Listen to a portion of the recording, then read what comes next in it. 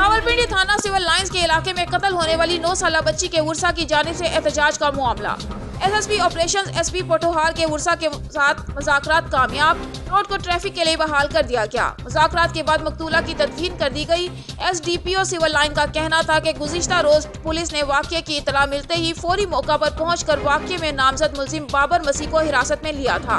SP पोठोहार Syed Ali का कहना था कि तमाम जावियों पर तफ्तीश करते हुए मुलजिम को ठोस शवाहिद के साथ चालान करके करार वाकई सजा दिलवाई जाएगी। जबकि एसएसपी ऑपरेशन शुएब महमूद का कहना था कि रावलपिंडी पुलिस मेरिट और शफाफियत की पॉलिसी पर अमल पैरा है, जिसको हर सूरत यकीनी बनाया जाएगा।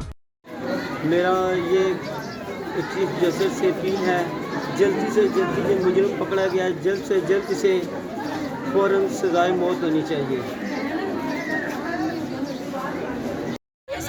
भर्ती मैदान उस बंदे को ले गया, क्यों लेके गए?